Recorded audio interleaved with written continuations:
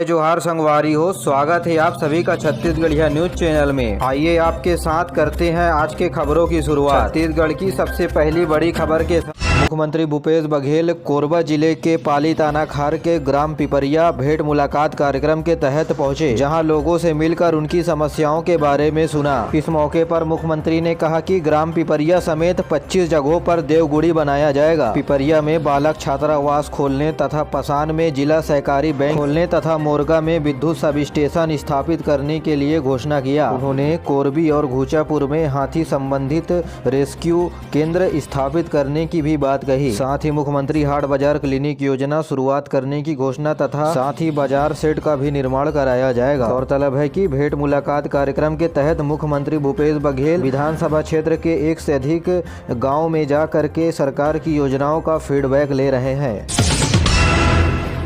स्वास्थ्य मंत्री टी.एस. सिंहदेव ने मेडिकल कॉलेज में मौजूद मरीजों एवं उनके परिजनों से विनम्रता पूर्वक व्यवहार रखने को कहा। स्वास्थ्य मंत्री टी.एस. सिंहदेव ने प्रदेश के सभी मेडिकल कॉलेज में जाकर निरीक्षण करते हुए वहां के व्यवस्थाओं के बारे में जानकारी ली तथा स्टाफ के साथ बैठकर समस्याओं के समाधान करने के लिए उपाय खोजे। उन्होंने मेडिकल कॉलेज में सभी तरह की दवाइयां पर्याप्त मात्रा में रखने के लिए कहा, जिससे मरीजों को बाहर से दवाई खरीदने के लिए जरूरत न पड़े। साथ ही मेडिकल कॉलेजों में सुबह 8 बजे से दोपहर 2 बजे तक पंजीयन के काम को निरंतर जारी रखने को कहा। साथ ही उन्होंने कोरबा, महासमुंद और कांकेर के मेडिकल कॉलेज में हॉस्टल बनाने के निर्देश दिए।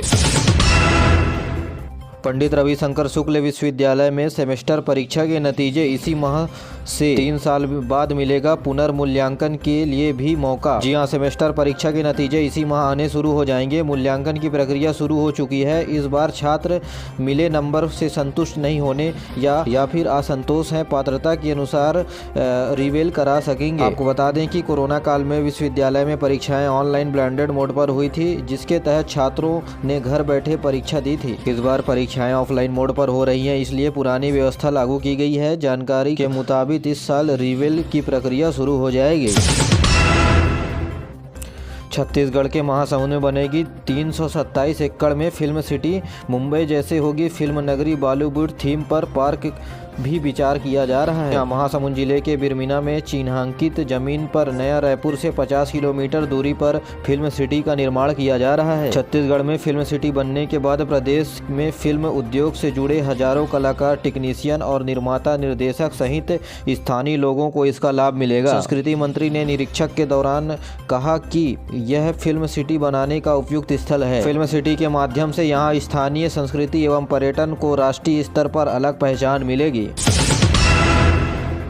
छत्तीसगढ़ में शिक्षित बेरोजगारों का प्रदर्शन। मुख्यमंत्री निवास घेरने जा रहे थे, पुलिस ने बैरिकेड लगाकर रोका। रुकी हुई शिक्षा भर्ती की मांग, अनिश्चितकालीन हड़ताल की दी गई चेतावनी। बोले आरक्षण बन रहा है अड़चन, बिना आरक्षण निकालो। जी हां, शिक्षा विभाग के सभी रिक्त पदों में जल्द से जल्द भर्ती की मांग को लेकर के डीएड बीएड के संघ बैनर तले प्रदेश भर के बेरोजगार युवाओं शिक्षक भर्ती की मांग को लेकर के 1 दिवसीय धरना प्रदर्शन किया। वहीं चेतावनी दिया कि यदि 1 हफ्ते के भीतर नहीं निकाली जा रही है तो प्रदेश भर में 8 से 10 लाख युवा अनिश्चितकालीन हड़ताल पर बैठेंगे। रैली के शक्ल में घेराव में निकले युवाओं को पुलिस ने स्मार्ट सिटी के पास रोका। वहीं युवाओं ने सीएम के नाम तहसीलदार को ज्ञापन सौंपे।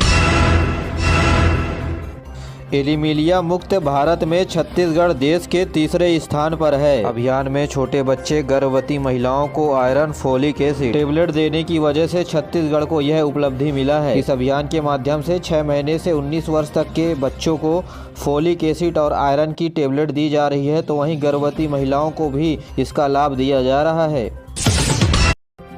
प्रदेश में बेरोजगार युवक और युवतियों के लिए नौकरी पाने का सुनहरा अवसर। जिले के शासकीय हाई स्कूल और हायर सेकेंडरी विद्यालय में होगी अतिथि शिक्षकों की नियुक्ति। नारायणपुर जिला शिक्षा अधिकारी के द्वारा जारी विज्ञप्ति के अनुसार हाई स्कूल, हायर सेकेंडरी विद्यालय में व्याख्याता के 61 रिक्त पदों की पूर्ति हेतु अतिथि शिक्षक के रूप में शैक्षणिक व्यवस्था के अंतर्गत अध्यापन कार्य में सेवा लिया जाना है। सेवा लिए जाने की अवधि जनवरी माह 2023 से अप्रैल 2023 होगा, यानी कुल 4 महीने के लिए शिक्षकों की भर्ती की जाएगी। इसके लिए मानदेय 12,000 रुपए प्रति महीना निर्धारित किया गया है और इसकी नियुक्ति नारायणपुर जिले के कुल 27 स्कूलों में होगा। आपको बता दें कि आवेदन की प्रक्रिया 5 जनवरी से शुरू हो गई है। नारायणपुर जिला शिक्षा अधिकारी के पास जाकर आवेदन कर सकते हैं। जरूरी देश भर में कोरोना संक्रमण के ओमिक्रॉन वेरिएंट का फैलाव हो रहा है। महानगर के अलावा देश के कई राज्यों में भी इसका संक्रमण देखने को मिल रहा है। इसी कड़ी में रायपुर में भी ओमिक्रॉन वेरिएंट के 2 नए मरीज मिले हैं, लेकिन ये दोनों महिलाएं अब ठीक हो चुकी हैं। जानकारी के मुताबिक ये दोनों महिलाएं बीते दिनों विदेश से आए हुए थे। इनमें से एक महिला इंग्लैंड से रायपुर आई हुई थी, तो वहीं दूसरी हैदराबाद से रायपुर आई हुई थी। नारायणपुर जिले में 13 जनवरी को आयोजन होगा रोजगार मेला। जिला रोजगार नारायणपुर के द्वारा निजी क्षेत्रों में नौकरी पाने का सुनहरा अवसर युवाओं को मिलने जा रहा है। बालक हाई स्कूल मैदान में 13 जनवरी को सुबह 11 बजे से रोजगार मेले का आयोजन किया जा रहा है। निजी प्रतिष्ठानों में 64 रिक्त पदों की जानकारी प्राप्त हुई है, जिसमें मानसरोवर में 13 पद, कपड़ा store, Mahamaya petrol tank, Sanjay cycle, Arman plywood दुकान समेत अन्य मोबाइल दुकानों के लिए भी यह भर्ती प्रक्रिया प्राइवेट तरीके से होने जा रही है। साथ ही नारायणपुर जिले में आंगनबाड़ी कार्यकर्ता, सहायिका और मिनी आंगनबाड़ी कार्यकर्ता के पद पर भर्ती हेतु 25 जनवरी तक कर सकते हैं आवेदन। जी हां, कार्यालय परियोजना अधिकारी महिला एवं बाल विकास विभाग के द्वारा नारायणपुर अंतर्गत आंगनबाड़ी केंद्रों में इन पदों की भर्ती के लिए न्यूनतम आयु 18 वर्ष और अधिकतम 44 वर्ष होनी चाहिए। प्रधानमंत्री नरेंद्र मोदी के कैबिनेट में अब छत्तीसगढ़ के सांसदों को भी जगह मिल सकता है। आने वाले विधानसभा चुनाव में जातीय समीकरण को देखते हुए केंद्र सरकार ये फैसला ले सकती है। छत्तीसगढ़ के अलावा राजस्थान, मध्य प्रदेश और कर्नाटक के सांसदों को भी शामिल किया जा सकता है। छत्तीसगढ़ से भाजपा सांसद इसके लिए दिल्ली रवाना हो चुके हैं, जहाँ केंद्रीय गृह मंत्री अमित शाह से मीटिंग होगी। सूत्रों के मुताबिक बता दें आपको, विजय बघेल और गुहाराम अजगले को बड़ी जिम्मेदारियां मिल सकती है, लेकिन छत्तीसगढ़ भाजपा की ओर से अभी तक कोई आधिकारिक पुष्टि नहीं की गई है। छत्तीसगढ़ के मुख्यमंत्री भूपेश बघेल ने चेतावनी देते हुए कहा है कि प्रदेश के खराब परफॉर्मेंस वाले कांग्रेस विधायकों के लिए अंतिम मौका है। उन्होंने बताया कि छत्तीसगढ़ में 5 विधानसभा के उपचुनाव हुए हैं, जिसमें कांग्रेस को बड़ी जीत मिली है। नगरीय निकाय चुनाव, पंचायत चुनाव और अन्य विधानसभा चुनाव को देखते हुए तय किया जाएगा। जिन विधायकों के विधानसभा क्षेत्र में काम नहीं हुआ है, उनके टिकट भी इस साल काटी जा सकती है।